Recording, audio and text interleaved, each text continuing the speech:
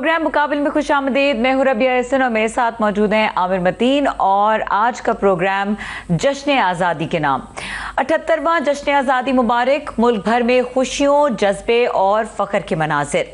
सब्ज़ लाली परचम की बहार, कौमी तराने की गूंज और दिल में एक ही सदा, पाकिस्तान जिंदाबाद। आज़ादी का ये दिन सिर्फ जश्न का मौका नहीं है, ये याद दहानी है उस यकजहती की जिसने हमें ये मुल्क दिलाया। ये याद दहानी है उस मिसाली क़यादत की जिसने सबको इकट्ठा किया। और ये याद दहानी है हक और सच की उस लड़ाई की जिसका नतीजा कभी गलत नहीं निकलता। आज हुकूमत पाकिस्तान ने मार्का हक के उन हीरोज़ को सिविल अवार्ड से नवाजा जिन्होंने सच्चाई, हौसले और कुर्बानी से इस मुल्क का सर फ़ख्र से बुलंद किया। ये एजाज़ सिर्फ एक तमगा नहीं है बल्कि ये एक अहद है कि हम हक के लिए खड़े हैं और खड़े रहेंगे, चाहे कितना ही कड़ा इम्तहान क्यों ना हो। पाकिस्तान हमेशा सलामत, हमेशा आज़ाद। आमिर साहब, बहुत बहुत मुबारक हो आपको जश्न आज़ादी की। और बड़ा आज मुल्क में जश्न का समा है क्योंकि एक दोहरी खुशी मनाई जा रही है। एक तो पाकिस्तान का 78वां यौम आज़ादी है और साथ साथ जो मार्का हक में पाकिस्तान जिस तरह सुरखरू हुआ अपने दुश्मन के ख़िलाफ़, उसका भी एक जश्न है जो इसको मल्टीप्लाई कर रहा है। जी बिल्कुल, आपको भी बहुत बहुत जश्न आज़ादी मुबारक हो और तमाम देखने सुनने वाले नाजरीन को भी मुबारक हो। बिल्कुल खुशी का मकाम है और इस वक्त पूरे पाकिस्तान में उसकी सेलिब्रेशन जारी है। सड़कों पे हैं, पार्कों में हैं, लाइटें जल रही हैं, लोग खुशियां मना रहे हैं। बिल्कुल मनानी भी चाहिए। और जिस तरह आपने कहा कि इस दफ़ा इंडिया से की शिकस्त के बाद जो है इस दफ़ा जश्न आज़ादी का ये मौका जो है दोबाला भी हो गया है। बिल्कुल मना रहे हैं, मनाना चाहिए। मगर 14 अगस्त जो है आज़ादी का ये दिन, ये एक गौर ख़ुश का दिन भी होना चाहिए। इंट्रोस्पेक्शन भी करनी चाहिए कि हमने क्या खोया, क्या पाया। कायदे आज़म ने जिस मकासद के लिए और बाकी फोर फादर्स ने जिस मकासद के लिए ये मुल्क बनाया था, क्या हम किस हद तक वहाँ पे कामयाब हुए, कितने कामयाब नहीं हुए, क्या हमारे फेलियर्स हैं और क्या हम मंजिल पे हैं या नहीं। मगर एक मैं ज़रूर तकलीफ़ दे बात है कि कायदे आज़म जिन्होंने ये मुल्क बनाया था, आज बड़ी एक तकलीफ़ हुई कि सरकार की तरफ से जो इश्तिहार अखबारों में दिया गया उसमें कायदे आज़म की तस्वीर ही नहीं है। ये छोटा लैप्स नहीं है, बहुत तकलीफ़ दे चीज़ है। बाकी और चीज़ों पे भी हमें बात आज करेंगे। हम तमाम ही सेक्टर्स पे गौर करेंगे, कहाँ हमारी अच्छी परफॉर्मेंस रही और कहाँ बुरी रही। सबसे पहले तो अवाम, ये मुल्क जो है अवाम के लिए बनाया जाता है। मुल्क, सूबे, कस्बे, तहसील, ये बाउंड्रियाँ बदली जाती हैं और उसके अंदर बुनियादी मकसद होता है एक तशख़्ख़ुस, आज़ादी और खुशहाली। तो सबसे पहले तो ये कि हम कम अज़ कम इक़्तिसादी शोबों में मेरा ख्याल ना सिर्फ के मंजिल से हट गए हैं, हम बहुत ख़तरनाक हद तक, तशवीशनाक हद तक गलत राह पे जा रहे हैं कि जहाँ हमें तरक्की नज़र भी नहीं आती। हम दुनिया के पसमानदा तरीन मुल्कों में हैं। तमाम दुनिया के सोशल इंडिकेटर्स ले लें, डेवलपमेंट के इंडेक्स ले लें, यूनाइटेड नेशंस के, हम आखिरी 5-10 नंबरों में आते हैं। हमारे यहाँ जो है इस वक्त 45% लोग गुर्बत की लकीर से नीचे हैं, जिसका मतलब ये है कि तकरीबन 11-12 करोड़ लोग जो हैं उनको 2 वक्त की रोटी नहीं मिल रही। 22% जो है हमारे यहाँ बेरोज़गारी है, जिसका मतलब है 5 से 6 करोड़ लोग बेरोज़गार हैं और उसमें से ज़्यादातर नौजवान हैं। उसके बाद तालीम के बगैर दुनिया में किसी मुल्क ने तरक्की नहीं की और यहाँ बदकिस्मती से हम बहुत गलत पॉलिसी बना रहे हैं कि हम उसका फंडिंग कम करते जा रहे हैं। 2.5 करोड़ बच्चे हमारे स्कूल में बाहर हैं, जो कि दुनिया में सबसे बड़ी तादाद है, और हमने उसके 1-1.5% से जीडीपी का हम उसको 0.8% यानी टोटल 3-4 अरब डॉलर हम उसके ऊपर खर्चते हैं, जो कि एक आप समझ लें कि ये पीएम प्रेसिडेंट हाउस के जो खानों के खर्चे हैं उसी के बराबर सूबों और वफाक के अंदर खर्च हो रहा है। तकरीबन इतना ही, थोड़ा उससे ज़्यादा सेहत के ऊपर, पूरे पाकिस्तान के हेल्थ का बजट बना लें। वो लोग हर जगह स्मोक से, बीमारियों से, दवाइयाँ महंगी है, बुरा हाल है, मगर उस पर हम खर्च नहीं कर रहे। और ख़ास तौर पे मैं बात करना चाहूँगा, क्योंकि हमारे मेहमान, आप उनका तारुफ भी करवा दें, उनके हवाले से मैं चाहूँगा कि शख्सी आज़ादियों के मुतालिक बात करूँगा कि ये मुल्क बनाया गया था कि मुसलमान, हम अपने आप को मुतहद्दद इंडिया में अक़लियत के तौर पे समझ रहे थे कि हमें दबाया जाएगा, ताकि हमें आज़ादी, ये सिर्फ इक़्तिसादी आज़ादी नहीं थी, या बोलने की, अपने रस्मों रवाज, मजहबी अतवार और ये चीज़ें बनाने की आज़ादी, बोलने की आज़ादी थी। तो मैं ख़ास तौर पे चाहूँगा कि मज़हर अब्बास ने हमें ज्वाइन किया है, उनको कि मज़हर, बिल्कुल मैं चाहूँगा कि ओवरऑल पाकिस्तान की आज 78वीं जश्न आज़ादी है, उस पर बात करें, और शख्सी आज़ादी पे ख़ास तौर पे। और तकलीफ़ इस बात की है कि कुछ दिन इंतज़ार भी किया जा सकता था। कल हमारी नेशनल असम्बली ने एक बिल भी पास किया कि जिसके अंदर जो है तमाम सिक्योरिटी के इदारों को वो 3 महीने तक वो किसी को भी ठोस शवाहिद, जो कि इतनी अच्छी कोई वजह नहीं है, उस 3 महीने कम अज़ कम, और उसको एक्सटेंडेबल टू 6 मंथ्स, वो शक की बुनियाद के ऊपर भी जो है वो कैद कर सकते हैं। पहले ही पीका मौजूद है, सूबों में भी कवानीन मौजूद हैं। तो ओवरऑल शख्सी आज़ादी के मुतालिक आप ज़रा पाकिस्तान के जो मकासद थे उस रोशनी में हमें ज़रा मंजर कशी करें। जी शुक्रिया। देखिए, सबसे पहले तो ज़ाहिर है पूरी कौम को यौम आज़ादी मुबारक हो, और ज़ाहिर है हम पाकिस्तान में पैदा हुए, पाकिस्तान में बड़े, पाकिस्तान में तमाम मसाइल जो भी थे उनका सामना भी किया, लेकिन अभी भी हम अपने आप को एक प्राउड पाकिस्तानी कहते हैं और हमेशा कहते रहेंगे। इसलिए कि आप जो भी कौम होती है और उसके अफराद होते हैं, वो उन मसाइल से निकलने के लिए, उन चैलेंजेस से निकलने के लिए मेहनत करते हैं, जद्दोजहद करते हैं, इख्तलाफात भी होते हैं, इत्तेफाक़ात भी होते हैं, सारी चीज़ें होती हैं। किसी भी कौम की ज़िंदगी में 78 साल बहुत ज़्यादा तवील अरसा नहीं होता। कई 100 साल बाद जो आप दुनिया के बड़े बड़े ममालिक हैं, जो जमहूरी ममालिक हैं, उनमें अगर आप देख लें तो उनकी तारीख़ अगर पढ़ें तो आपको अंदाज़ा होगा कि किस तरह की कहीं सिविल वॉर रही, कहीं किस तरह के मसाइल रहे। हमें हमारे सामने जनूबी अफ्रीका की बदतरीन मिसाल सामने है, लेकिन किस तरह वो जद्दोजहद की, किस तरह ब्लैक्स ने लड़ाई लड़ी और एक डेमोक्रेटिक स्ट्रगल के ज़रिए अपने राइट्स को हासिल किया। इसी तरह हमारी तहरीक आज़ादी आप उठा लें, पूरी तहरीक आज़ादी में जो हमारे अकाबरीन थे, लेकिन जब पाकिस्तान बन गया और उसके बाद जो हमें मसाइल का सामना करना पड़ा, वो बदकिस्मती से पहले दिन से करना पड़ा। और मुझे नहीं पता, इसको रिविज़िट करना चाहिए कि जो मुस्लिम लीग थी, जिसने इतनी जद्दोजहद की और कायद आज़म की क़यादत में जो है और उनकी सरबराही में एक मुल्क हासिल किया, वो उसके फ़ौरन बाद बिखर कैसे गई। यानी उसे तो जिस तरह कांग्रेस हमने देखा, कांग्रेस कितने साल कांग्रेस का इक़्तिदार भी रहा, आज भी वो एक बड़ी जमात के तौर पे वहाँ भारत में मौजूद है। मुस्लिम लीग को क्या हो गया? पहले 10 साल पाकिस्तान के आप उठा लें, आपको सियासी अफरा तफरी के साल नज़र आते हैं, पहले 10 साल।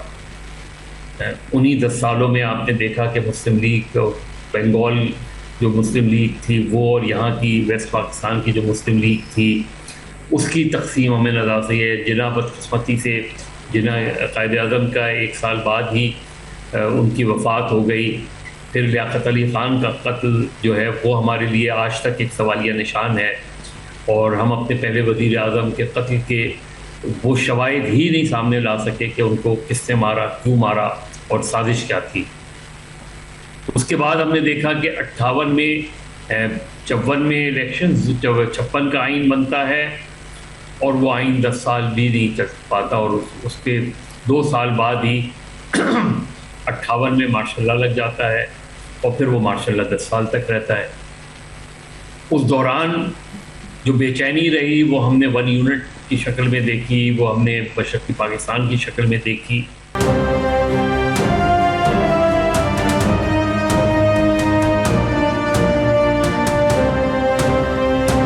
हम और पहले ही चंद सालों में हमने वो बुनियाद ही प्रोवाइड नहीं की। हमारे मुकाबले में भारत में हम देखते हैं तो भारत में आप जागीरदारी निज़ाम को ख़त्म किया उन्होंने, और उन्होंने तय किया कि कुछ भी हो जाए लेकिन वहाँ आमरीत नहीं आने दी जाएगी। एक छोटा सा पीरियड हमें इमरजेंसी का ज़रूर नज़र आता है। हमारे यहाँ इसके मुकाबले में जागीरदाराना निज़ाम को मजबूत किया गया। कुछ कोशिशें ज़रूर नज़र आती हैं लेकिन मजबूरी तौर पे जो है हमारे यहाँ सिस्टम एवॉल्व नहीं हो सका। हमने, अगर आप पढ़ लें, किताब पढ़ लें, शहाबनामा पढ़ लें तो आपको अंदाज़ा होता है जिसमें तफसीलात हैं कि कितने सियासतदानों को पहले 10 सालों में ही नाअहल करार दे दिया गया। एब्डो पर्डो इस तरह के कवानीन ला के, फिर उसके बाद एक बेसिक डेमोक्रेसी का फार्मूला ला के, तो सिस्टम जो है पाकिस्तान में एवॉल्व नहीं हो पाया। डेमोक्रेटिक सिस्टम एवॉल्व नहीं हो पाया। इंटरफेरेंस जो है पॉलिटिक्स में इंटरफेरेंस हमें नज़र आती है, जुडिशरी में इंटरफेरेंस नज़र आती है। तो जो रियासत के 4 सुतून थे, इसी तरीके से हमें मीडिया किस तरह पहले दिन से बारी बारी मज़हर आपके साथ आज सिर्फ आप और हम ही हैं, बारी बारी ये तमाम सेक्टर्स पे आऊँगा। पर बुनियादी बात जो है, ज़ाहिर है आज जश्न आज़ादी है, हम भी अच्छी अच्छी बातें करनी चाहते हैं और ये एक बहुत बड़ा दिन है, अच्छी बातें करनी चाहिए, मगर गौर व खौस भी करना चाहिए कि क्या हमारी सिमत दुरुस्त है, क्या हम जो है आवाम के लिए कुछ बेहतरी ला रहे हैं। ज़ाहिर है ये हमने अभी हाल ही में जो जंग जीती है उसकी वजह से अच्छी मैं उसी तरफ आ रहा हूँ कि ये बिल्कुल वो उसकी खुशी मनाएं, मगर जो मैं शख्सी आज़ादी के हवाले से बात कर रहा था कि जिसे पार्टिसिपेटरी डेमोक्रेसी कहते हैं, कि फ़ैसला साजी के अंदर जो है वो आवाम की शमूलियत और मुल्क तभी मजबूत होते हैं कि अफवाज के साथ मुल्क की आवाम भी साथ खड़ी हो, वो भी खुशी मना रही हो और उसका हिस्सा अपने आप को समझे।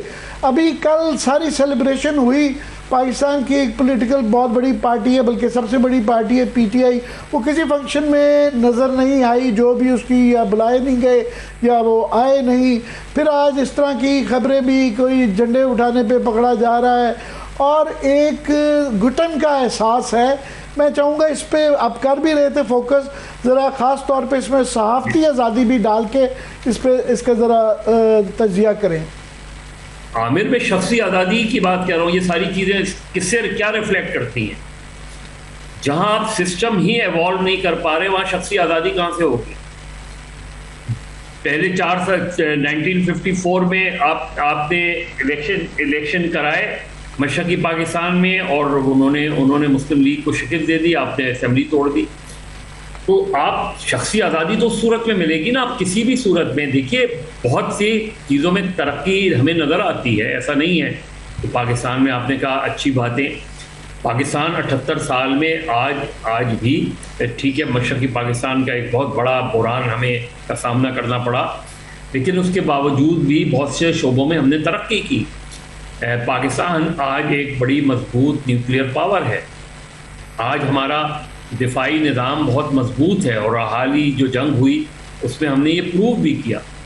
लेकिन जहां हम बहुत ज़्यादा लैग कर रहे हैं और उसकी बात ना करना ज़्यादती होगी, वो एजुकेशन सिस्टम है।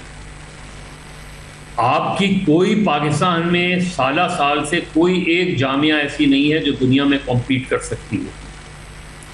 आपके कॉलेज स्कूल्स का हालत देख लें आप, उसके अंदर तो जहां आप और जो बेसिक फाउंडेशन प्रोवाइड करती है, मैं फाउंडेशन की बात कर रहा हूँ, अगर आपके अच्छे तालीमी इदारे ही नहीं हैं, आप अच्छे तालिब इल्म ही पैदा नहीं कर रहे, कोई इंडिविजुअली निकल आए वो एक अलग बात होती है, लेकिन इदारा नहीं बनाया था, तालीमी पॉलिसीज़ आपकी नज़र नहीं आती, आपके यहाँ मेरिट का कल्चर नज़र नहीं आता, आपके यहाँ एक आम आदमी जिसकी आप बात कह रहे हैं उसका अदालतों से, थानों से एतबार ही ख़त्म हो गया है। वो डरता है ऐसी जगहों पे जाने में, वो शिकायत लेके कहाँ जाए।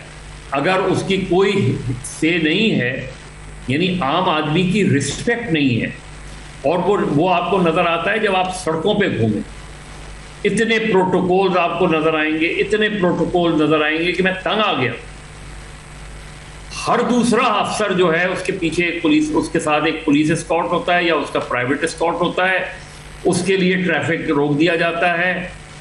आप अपनी जो इनकी जो एक सीक्रेट बुक होती है, अगर आप उसे कभी देख लें और उसमें आप प्रोटोकॉल का जायज़ा लेंगे तो बहुत ही महदूद प्रोटोकॉल है। लेकिन यहाँ पर्सनल प्रेजुडिस इतने हैं, यहाँ अना के मसाइल इतने हैं कि मेरी गाड़ी के आगे कोई दूसरी गाड़ी ना खड़ी हो, मेरी गाड़ी जब जा रही हो तो ट्रैफिक सिग्नल जो है वो बंद कर दिया जाए, चाहे कितना ही ट्रैफिक जैम हो जाए। इस वजह से आपको इन मसाइल का, तो हमारे यहाँ जो हुक्मरान रहे उनका अवाम से रिश्ता नहीं रहा। जिस दिन वो इलेक्ट होता है हमारा MP और MNA, वो अपनी गाड़ी पे नंबर प्लेट लगा के आवाम से अपना रिश्ता तोड़ लेता है। मजीद साहब, लेकिन पाकिस्तान में मुख्तलिफ हुकूमतें रही हैं, क्या किसी भी हुकूमत की तरजीहात अवाम से राब्ता बहाल करना या अवाम के उन बुनियादी इशूज़ के ऊपर काम करना नहीं था? बदकिस्मती से नहीं रहा। उसकी वजह क्या है? उसकी वजह जो है वो बड़ी सिंपल सी है। उसकी वजह यह है कि जब हमने अपना सिस्टम ही ऐसा वॉल्व किया कि हम जब अपने आप को, हालांकि अगर अपने कौमी तराने में आप देखें, कुव्वत अवाम, वो अवाम कहीं नज़र आती है? उस जिसको कुव्वत अवाम कहा जा रहा है वो कहाँ है? उसका हाल तो जाके देखें। आप उसको टक्कर मार के निकल जाते हैं, जिसको आप वो कहते हैं। तो हम इस चीज़ को बेहतर देखिए, अनफॉर्चुनेट क्या है पार्ट है कि बहुत सी चीज़ें बहुत बेहतर थी, हमने उनको ख़राब किया। आपका रेलवे सिस्टम बहुत बेहतर था, आपने उसे तबाह कर लिया। आप बहुत सी सिस्टम में आपकी एयरलाइन का उठा के देख लें, आप PIA उठा के देख लें, आप पाकिस्तान स्टील उठा के देख लें। ये तो जो इदारे, अब आज ये बात की जाती है और हमारे वज़ीर ख़ज़ाना बरमला ये बात करते हैं कि हुकूमतें कारोबार नहीं करती। बिल्कुल ठीक है, क्या कारोबार सियासत में नहीं हो रहा? क्या सियासतदान कारोबार नहीं कर रहे? डिस्कशन को यहीं से कंटिन्यू करेंगे, लेकिन इस छोटे से ब्रेक के बाद।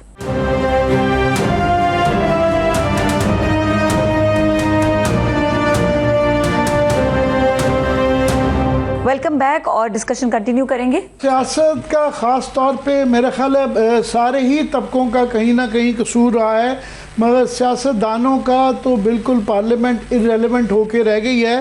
पाकिस्तान में इस वक्त जो है हमारी ये खुशियाँ गहना गई हैं, क्योंकि इस वक्त भी ये आज की मेरे सामने खबर पड़ी हुई है कि खैबर पख्तूनख्वा में दहशतगर्दों के निशाने पर 24 घंटे में 5 एहलकार शदीद जो शहीद हो चुके हुए हैं। दीर बाला की और थाना हसन खेल, ये तफसीलात हैं कि कल परसों बलूचिस्तान में एक ऑपरेशन 50 बंदे मारे गए हैं। उसके अंदर इस वक्त जो है बाजौड़ में 2-3 दिन से जो है एक ऑपरेशन जारी है, बताया जा रहा है 3 दिन के लिए नकल मकामी हो रही है। मगर वो जो अवाम की आप बात कर रहे हैं, उनकी शमूलियत और सियासी हल का जो तरीक़ाकार होता था, जिसमें अवाम की नुमाइंदगी जो है वो पॉलिटिशियन करता था, उसकी तरफ झुकाव नहीं रहा। ज़ोर के ज़रिए और अस्करी हैवी हैंड के ज़रिए मसाइल का हल करने पे बहुत ज़्यादा ज़ोर है और दहाइयों से चल रहा है, मगर उसके कोई नतीजा नहीं निकल रहा। देखिए, जब हम ये कहते हैं ना कि अवाम का हिस्सा, जो उसका ये माने नहीं होते कि कोई ज़ाहिर है एक आम आदमी, हालांकि हमने ये भी देखा कि बहुत से बिल्कुल लोअर मिडिल क्लास के लोग भी पार्लियामेंट में पहुँचे, ऐसा नहीं है कि नहीं पहुँचे, चाहे उनकी परसेंटेज कमी रही हो। हमने एक वक्त में देखा MQM फिनोमेना जो देखा, उसमें बहुत ही लोअर मिडिल क्लास के लोग, हत्ता कि ऐसा भी रहा कि जो गन्ने के रस निकालने वाला आदमी था वो भी असेंबली में। लेकिन अगर आप, इशू ये नहीं है कि कौन पार्लियामेंट में पहुंचता है, इशू ये है कि कैसे पहुंचता है। वो क्या एक लीगल कॉन्स्टिट्यूशनल वे और मींस के ज़रिए पहुंचता है, या इलीगल मीन्स के ज़रिए पहुंचता। असल इशू पाकिस्तान में यही रहा है, और मैं समझता हूं कि इसका अगर कहीं तोड़ आ सकता था और कहीं वो मिल सकता था, कहीं रिलीफ मिल सकता था, तो वो इंसाफ के ऐवानों में। बदकिस्मती से पहले दिन से पाकिस्तान में इंसाफ के निज़ाम को जिस तरीके से रौंदा गया, और उसमें ज़ाहिर है उस मुल्क में कई चीफ जस्टिस गुजरे हैं हमारे यहाँ। बदकिस्मती से हमारे यहाँ जो जुडिशरी का किरदार है, नज़रिया ज़रूरत से लेके दूसरे नज़रियात तक, आप देख लेना कि आज आप ये इससे अंदाज़ा कर लें कि इस मुल्क के जजेस की पेंशन्स क्या हैं और इस मुल्क के एक गवर्नमेंट सर्वेंट की पेंशन की कंडीशन क्या है। जो लोग, जिन लोगों को ये चाहिए मैं इस पे थोड़ी सी तफसील मेरे आगे ये पड़ी हुई है। मैं ये भी बात आपसे करना चाह रहा था कि जहाँ तो शराफिया का ब्यूरोक्रेसी के तबके की अपने मुराद का बात है कि वो अपनी जो है तमाम MNA जो हैं वो 5-5, 6-6 लाख वज़रा आए दिन जो हैं जो है डबल तनख्वाह कर दें, ट्रिपल तनख्वाह कर दें, वो ख़ास जो PM हाउस में या प्रेसिडेंसी में काम करते हैं। और ये अभी जो मेरे सामने तफसील पड़ी हुई है कि 2010 में चीफ जस्टिस की जो थी वो तनख्वाह जो थी वो 5,60,000 थी। अब वो पेंशन जो है माहाना जो उनकी हो गई हुई है वो 23,90,000 है। और उसके साथ जो है उनकी बेवा को भी ड्राइवर, अर्दली, 3,000 लोकल कॉस्ट, 2,000 बिजली यूनिट्स, मुफ्त पानी की सहूलत, और बेवा को महीना 300 लीटर पेट्रोल इनकम टैक्स से इस्तिस्ना। और फिर जो है आम जजेस की भी हाउस रेंट जो है वो 68,000 से 3,50,000, अलाउंसेस की भरमार जो है, मतलब अशराफ ही अपना कर लेती है सारा इंतज़ाम। जबकि मैंने अभी गुर्बत आपके आने से पहले कहा 11 करोड़ अवाम हैं जो कि गुर्बत की लकीर से नीचे हैं, जिसका मतलब है उनको 2 वक्त की रोटी नहीं मिलती, और तकरीबन 6 करोड़ हैं जिनको 1 वक्त की भी नहीं मिलती, जिसे एक्सट्रीम पॉवर्टी कहा जाता है। प्लीज़ जारी रखिएगा।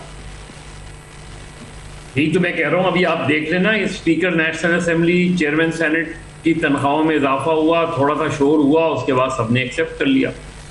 ये वाहिद तनख्वाहें और बरात हैं जिस पे अपोजिशन और हुकूमत सब मुत्तफिक हो जाती हैं कि अगर उनकी तनख्वाहों में इजाफा हो। तनख्वाहों में इजाफा होना कोई बुरी बात नहीं होती, होना चाहिए वक्त के साथ साथ, लेकिन जहां आप कंपैरिजन करते हैं कि गवर्नमेंट एम्प्लॉई की तनख्वाह में कितना इजाफा होता है और आप अपनी तनख्वाहों में कितना इजाफा करते हैं।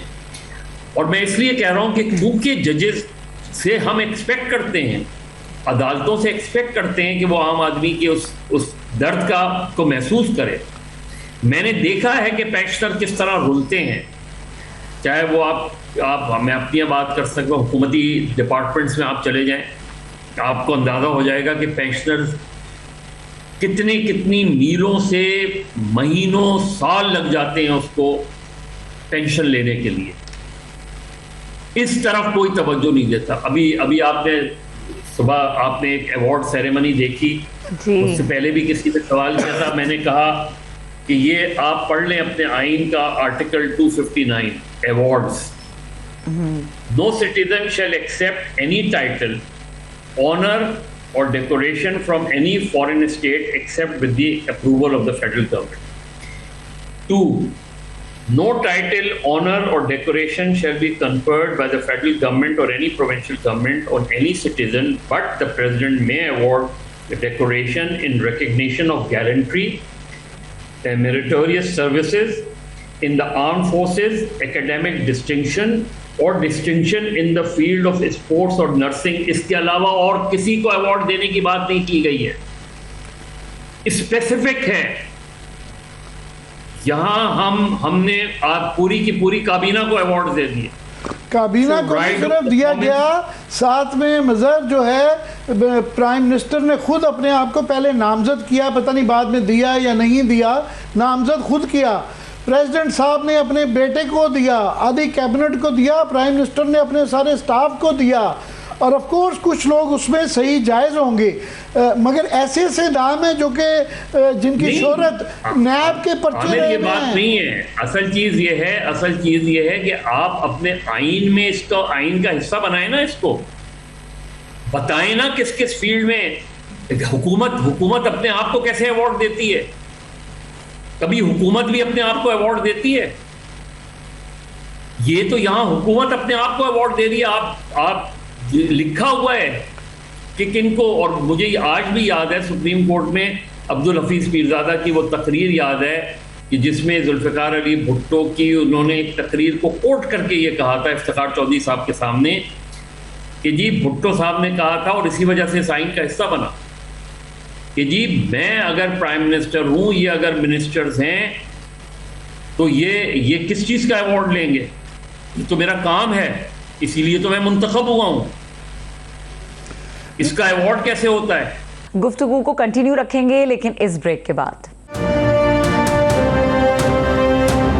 Welcome back. और बात कर रहे थे हम जश्न आज़ादी की। 14 अगस्त को ये अनाउंस किया जाता था और 23 मार्च को ये दिया जाता था।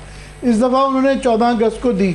मुझे एक बहुत ज़्यादा तकलीफ इस बात की है कि इसमें कुछ नाम जायज़ भी होंगे, मगर माजी में इतने बड़े बड़े मदद नहीं, ये सुन लें, माजी में इतने बड़े लोगों को जो दिए गए, सहाफत में इतने बड़े लोगों को दिए गए, जायज़ दिए गए। मुझे बताएं कि सहाफत का अवार्ड, मुझे बताएं सहाफत के अवार्ड का क्राइटेरिया ब्यूरोक्रेट कैसे डिसाइड कर सकता है? चंद ब्यूरोक्रेट्स कैसे डिसाइड कर सकते हैं किसी की भी जर्नलिस्टिक क्रेडेंशियल्स को? ये जो तरीक़ेकार है, इस तरीक़ेकार को तब्दील करने की ज़रूरत है। अवार्ड्स को बहुत महदूद करने की ज़रूरत है। ये बहुत बड़ा एजाज़ होता है। एक रियासत जब किसी को एजाज़ देती है तो वो बहुत बड़ा एजाज़ होता है। खुदा के लिए इसको बेतौकीर ना करें। इसका कोई क्राइटेरिया रखें जो कि चीज़ों में मेंशन है, और चले कुछ उसमें कर लें। बहुत सी अच्छी शख्सियात को पाकिस्तान में एजाज़ात मिले हैं, लेकिन बहुत सी ऐसी शख्सियात को भी अवार्ड मिले हैं कि जिन्हें तो जेलों में होना चाहिए था। मैं मज़र बेजे तकलीफ इस बात की है जो माजी में बहुत बड़ी शख्सियात को मिलते रहे, जायज़ मिलते रहे, बड़े बड़े उसके अंदर इनकलाबी लोग थे, बड़े बड़े सहाफ़ी थे, बड़े बड़े पाकिस्तान की खिदमत करने वाले, उनके साथ ज़्यादती है। जब आप उसके मेरिट को ख़राब करके सरकार खुद फैसले करके अपने रिश्तेदारों को और चमचों को दे दे, तो वो जो पुराने मेरिट पे दिए गए हैं उनकी रूहों को तकलीफ हो रही, उनके साथ बड़ी ज़्यादती है। नहीं, सबसे बड़ी चीज़ ये है, अगर आपने एजुकेशन का अवार्ड किसी को देना है तो उसकी एजुकेशन की अलग कमेटी होनी चाहिए। आपने जिस तरह अवार्ड होते हैं जो आर्म फोर्सेस के अवार्ड होते हैं, इसीलिए उनको हिलाल इम्तियाज़ मिलिट्री कहा जाता है। ये इस तरह के, अगर आपने मीडिया के उसमें अवार्ड किसी को देने हैं तो आप मीडिया के सीनियर पर्सन्स पे मुश्तमिल एक कमेटी बताएं, वो क्राइटेरिया तय करें। ये ब्यूरोक्रेट्स बैठ के, सेक्रेटरीज बैठ के ये खुद ही फैसले कर लेते हैं कि किसको क्या अवार्ड देना चाहिए। और सारी चीज़ों का से सबसे पहले आप अपने आइन को तो बेहतर करें, फिर आइन में तरमीम करें। इस वक्त जो आइन में लिखा है ये सारा खिलाफ आइन हुआ है, और ये सिर्फ आज की बात नहीं है, ये साल से हो रहा है। ये ख़ास तौर पे ज़िया के पीरियड ऑनवर्ड जो हमने देखा है, जिसको आपने चाहा प्राइड ऑफ परफॉर्मेंस, चाहे वो प्राइड हो मुल्क की या नहीं हो, उसको प्राइड ऑफ परफॉर्मेंस मिल जाता है। तो कोई क्राइटेरियन तय करें, और जिस शोबे में अवार्ड दे रहे हैं उस शोबे के सीनियर इंतहाई मुअज़्ज़िज़ीन की कमेटी उनको रिकमेंड करें उनके नाम। ये सेक्रेटरियों के सुपर्द ना कर दिया करें जो सियासी बुनियादों पर अवार्ड दिए जाते हैं। और हुकूमती वज़रा को तो किसी भी सूरत में, इसलिए कि ये उनका फ़र्ज़ है, ये उनका काम है जो करते हैं वो, और उसकी वो तनख्वाह लेते हैं, उसकी वो मराहत लेते हैं जिसके लिए वो अवार्ड ले रहे हैं। तो अवार्ड किस चीज़ का? ये तो आपका फ़र्ज़ है काम करना। और मुझे हैरानगी है कि हम साल से एक गैर आइनी चीज़ों को फॉलो कर रहे हैं, एक तरीके को फॉलो कर रहे हैं, कोई पूछने वाला ही नहीं है, कोई आवाज़ बुलंद करने वाला ही नहीं। बाकी मेरी गुजारिश ये है कि आप ये तरगीब ना दें कि आइन को तब्दील करें। वो आजकल जिस तरह 26वीं आइनी तरमीम आई तो अगली दफ़ा वो आइन में ही डाल देंगे कि ये फ़ैसला जो है 18वें 19वें ग्रेड का सरकारी अफसर ही किया करेगा। तो ये असल बात है सोच बदलने की कि ये मेरिट पे होना चाहिए। आपने सही कहा कि रियासत का अवार्ड छोटे मोटे भी, आपको याद है हमारी जवानी में ये जो फिल्मों के अवार्ड या ये चीज़ें जो सोशल अवार्ड्स होते थे उनकी भी बड़ी वैल्यू थी कि जी फलाने को ये अवार्ड मिला। स्कूल कॉलेज के अवार्ड्स की बड़ी वैल्यू थी। ये तो रियासत के आला तरीन अवार्ड हैं और उसको आपने लोहे पित्तल के भाव कर दिया है कि कोई शर्म आती है कई दफ़ा कि यार ये नाम है। ऑफ कोर्स उसके अंदर कुछ अच्छे भी हैं, ये नहीं हम कह रहे कि सारे ही खराब हैं। जाहिर है बहुत सारे लोग होते हैं जो ज्यादती है जिनको मेरिट में मिला, जिनको मेरिट में मिला उनके साथ भी बड़ी ज्यादती है। नहीं, बहुत से लोग होते हैं जो बहुत डिजर्विंग होते हैं, बहुत वेल डिजर्व, वो वाकई एजाज के मुस्तहिक भी होते हैं। तो उसको उनको जब ऐसे किसी के साथ किसी ऐसे का नाम आ जाए जो इंतहाई कंट्रोवर्शियल हो तो वो जो बेचारा जो डिजर्व करता है अवार्ड वो भी शर्मिंदा हो जाता है कि मुझे किस कैटेगरी में लाके खड़ा कर दिया है उन्होंने।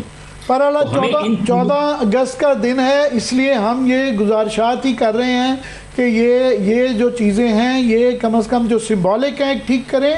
फिर जो कॉन्क्रीट हैं कम से कम उम्मीद का मुल्कों में जो कोई दुनिया में ऐसा मुल्क नहीं है, कौम नहीं है जो कि मुल्क के मुतालिक मुस्बत सोच ना रखती हो। उम्मीद का होना बड़ा ज़रूरी है। तो कम से कम ऐसे काम करने चाहिए जिससे उम्मीद लगी रहे और जो है लोगों की पॉलिसी साजी के अंदर जो है। देखिए आमिर, बहुत सीधी सी बात है, ये रियासत 4 सुतून पे खड़ी है। हर सुतून जो है वो अपने अपने डोमेन में रह के काम करे और एक दूसरे के मामलात में मुदाखलत ना करे, बल्कि उसके लिए हेल्पिंग हैंड हो अगर ज़रूरत पड़े। हमारे यहाँ हो ये रहा है कि जितने आप चारों रियासत के सुतून उठा लें वो अपनी चीज़ों को बेहतर बनाने के बजाय दूसरे के मामलात में ज़्यादा मुदाखलत करते हैं। आप अपनी चीज़ें बेहतर करें, दूसरा अपनी चीज़ें बेहतर करे। इस मुल्क को अगर चलाना है तो आइन को सही मानों में एनफोर्स करना पड़ेगा आपको। सिस्टम की कंटिन्यूटी बहुत ज़रूरी है सिस्टम का। और सबसे इम्पॉर्टेंट जो बात है वो ये देखें ना कि आप आबादी का एक सैलाब है जिसको हम नहीं रोक पा रहे हैं। और मैं जिस शहर में मैं रहता हूँ इस शहर की आबादी का ही नहीं पता आपको कितनी आबादी है। इस शहर की आबादी के सेंसस में भी डंडी मार दी जाती है। यहाँ की आबादी का तखमीना एक मरतबा खुद सदर आसिफ अली जरदारी ने 4 करोड़ का, उसमें चले 4 नहीं होंगे 3.5 करोड़ होंगे। और पॉपुलेशन कंट्रोल जो है वो तरजीहात में ही नहीं है। वो गवर्नमेंट जो उसको करती भी है वो डरते। मिनिमम चीज़ें क्या हो सकती हैं जिससे आप एक मजबूत कौम की तरफ बढ़ सकते हैं। एक आम आदमी की, जिसकी हम हर कोई दूसरा बात करता है, एक आम आदमी की सवारी क्या होती है? रेल, ट्रेन के ज़रिए। वो जाहिर है जहाज़ अफोर्ड नहीं कर सकता। तो आप देखें, आप अपने पड़ोसी मुल्क में देख लें, वहाँ के ट्रेन सिस्टम, रेलवे सिस्टम को देख लें, आप अपने रेलवे सिस्टम को देख लें। बसें, आज हमारे यहाँ बसें अच्छी आई हैं, सड़कें नहीं हैं। पंजाब में यकीनी तौर पे पंजाब में सड़कों का जाल बिछा है और पंजाब में चीज़ें बहुत इस लिहाज से कंपैरेटिवली ओवर द ईयर्स बेहतर हुई हैं, लेकिन बदकिस्मती से सिंध में ऐसा नहीं है। मज़हब जो आपने फहरिस्त गिनवाई थी उसमें आपने कहा एयरलाइन है, स्टील मिल है, रेलवे है, उसमें क्रिकेट को भी शामिल कर लीजिए प्लीज़। देखिए अगर जो रेल, इसलिए मैं कहता हूँ कि रेल एक आम आदमी की सवारी होती है। आप सिर्फ अच्छा रेलवे सिस्टम ले आएँ, आप अच्छा बस सिस्टम ले आएँ, ट्रांसपोर्ट सिस्टम ले आएँ, आप सड़कें बेहतर कर दें। आप कराची से लेके आप खैबर तक चले जाएं, आपको अंदाज़ा पब्लिक टॉयलेट्स ही नहीं होते। मज़र ये मुझे इख्तिताम के लिए कहा जा रहा है, मगर मैं ये इख्तितामी नोट ज़रूर कहना चाहूँगा कि ये जो जिस फहरिस्त का आपने अभी जिक्र किया, सारी चीज़ें होनी चाहिए। पर सबसे ज़्यादा जो है वो एक फील गुड फैक्टर होना चाहिए, एक खुशी। आम आदमी पाकिस्तानी जो है वो एक खुश होना चाहिए। हमारे मुल्क में ना थिएटर रहा ना सिनेमा रहा, घुटन बहुत है, लोगों को खुशियाँ भी नहीं मनाने दी जाती जिसके लिए वो कोई पैसा खर्च नहीं होता। जो ये कह रही हैं क्रिकेट एक थी चीज़ जिससे हमें खुशी मिलती थी, अभी अल्हम्दुलिल्लाह उसके अंदर भी इस तरह की तरीक़ेकार हो गए हैं कि वहाँ से भी कभी कभी खुशी आती है। सो बहरहाल मुस्बत नोट पे हमें जी हमें 78 साल हो गए हैं, आज हम ये तय करें कि पाकिस्तान को किस डायरेक्शन में ले जाना है। खुशी की डायरेक्शन में लेके जाना है। जी, खुशी की डायरेक्शन में लेके जाना है। खुशी का दिन है, लेकिन तरजीहात का तयन होना बहुत ज़रूरी है, अवाम से राब्ता बहाल होना बहुत ज़रूरी है और अवाम का मुत्तहिद होना बहुत ज़रूरी है। ये ही आज के दिन का एक पैगाम हो सकता है। हमें सब क्विकली अगर आपको एक मैसेज देना चाहें। मैं वो कई चीज़ों का, सफाई का, खुशियों का कई दफ़ा वसाइल के साथ ताल्लुक नहीं होता। इसके लिए सोच की तब्दीली और छोटी छोटी चीज़ें चाहिए, एहसास की ज़रूरत है। वो एहसास पैदा कर लें तो कम से कम ये चीज़ें की जा सकती हैं। बहरहाल पाकिस्तान को उसका 78वां यौम आज़ादी बहुत बहुत मुबारक और हमें अपने पाकिस्तानी होने पे फ़ख्र है। प्रोग्राम का यहाँ पे वक्त ख़त्म हो गया। देखने के लिए शुक्रिया, इजाज़त दीजिए, अल्लाह हाफ़िज़।